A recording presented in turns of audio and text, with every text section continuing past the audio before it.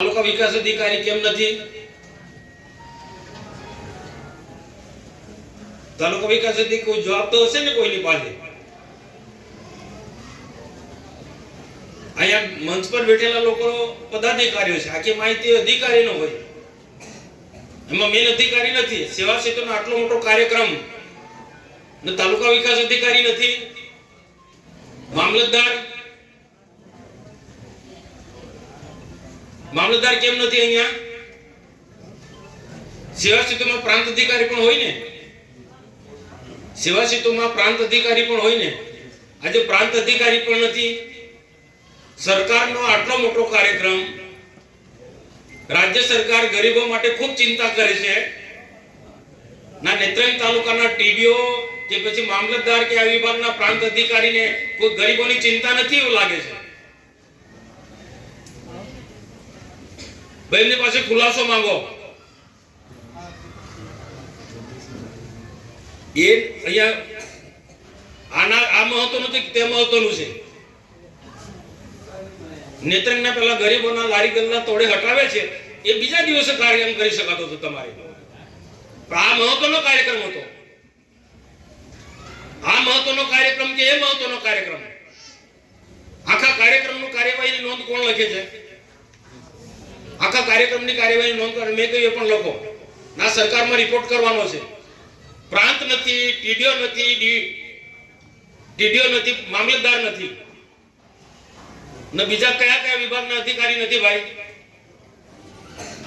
હું જે છે એમને બધાનો આભાર માનું છું, માહિતી આપી એનો પણ આભાર માનું છું. સેવા સેતુનો કાર્યક્રમનું મહત્વ અધિકારીને ખબર છે કે નહીં?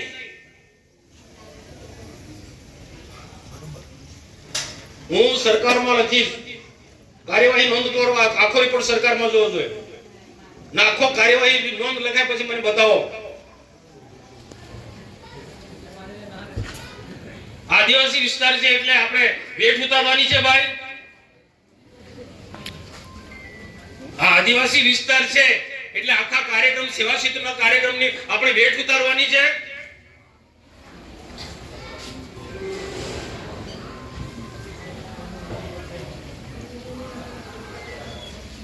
જો અહીંયા બધા પદાધિકારીને પણ મારી વિનંતી કે બધાએ આ ધ્યાન આપવું પડે ભાઈ. મનસુખભાઈ વસાવા એકલા બોલે તે નહીં ચાલે. આ અધિકારીને ખુશામત કરવાનું બંધ કરી દો તમે. આ સેવા સેતુ એટલે ગરીબોને આગળ લાવવાના, ગરીબોમાંથી બહાર કાઢવાના, ગરીબોને મદદરૂપ થવા માટેનો આ સરકારનો કાર્યક્રમ છે ને તેમાં મેન અધિકારી નથી. કદાચ ટીડીઓ ના હોય તો મામલતદારે રહેવું જોઈએ, મામલતદાર તો ટીડીઓ રહેવું જોઈએ અથવા તો પ્રાંતે રહેવું જોઈએ. આ ત્રણ માંથી કોઈ રહેવું જોઈએ તું ને.